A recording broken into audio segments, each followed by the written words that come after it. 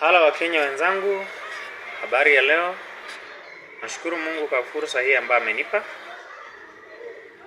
Na nashukuru wewe ambao unanitazama tayari kunisikiliza. Ujumbe wangu kwangu leo ni kwa wale ambao ni mitume au watumishi wa Mungu walioumba mbingu na nchi katika utume. Sawa. Utume ni kazi nzuri. Ni kipawa chema, kizuri, au ni moja wapo ya yale majukumu ambayo yana uzito zaidi katika nyumba ya Mungu. Lakini swali, je, nyinyi wote mnaokuja katika vyombo vya habari kwa njia ama kwa jina la mitume, kweli nyinyi ni mitume wa Mungu aliyeumba mbingu na nchi?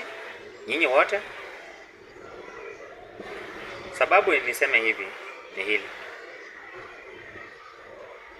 Kama wewe ni mtume kweli,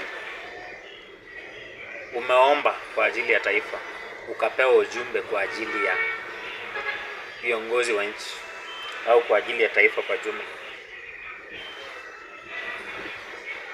mbona usitumie njia inayofaa na lugha inayofaa iliyo na hekima, ikiwa supported na neno la Mungu, kupitisha ama kupeana ujumbe wako kwa uliyetuma kwake?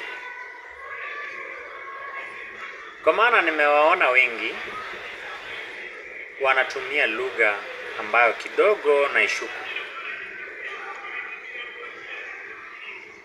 Hawana nidhamu katika kupeana ujumbe wao, na wengine nao wanaingiza pia mawazo yao ndani ya wanaodai kwamba ni ujumbe waliotumwa na Mungu.